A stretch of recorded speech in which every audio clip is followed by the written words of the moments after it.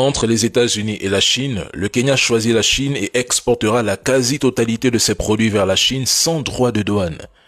Le Kenya vient d'envoyer un message clair. L'Afrique ne peut plus rester otage des humeurs de Washington DC.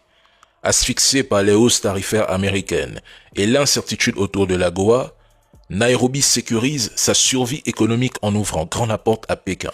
Avec 98,2% de ses exportations désormais exemptées de droits de douane vers la Chine, le Kenya choisit le pragmatisme brut plutôt que la dépendance idéologique.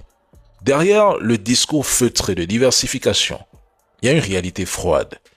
Quand les États-Unis menacent un pays, temporisent ou conditionnent, la Chine offre un accès immédiat, massif et sans leçon de morale. Cette manœuvre expose l'hypocrisie occidentale. Washington parle de partenariat, d'accord win-win, mais brandit sanctions, enquêtes et pressions dès que l'Afrique regarde ailleurs. Certes, le Kenya ne rompt pas avec les États-Unis, mais il se protège. Et c'est précisément ce que l'Amérique redoute aujourd'hui.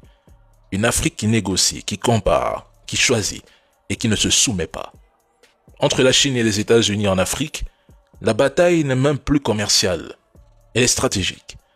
Pékin avance avec des marchés, Washington recule avec des avertissements et avance très souvent avec des menaces.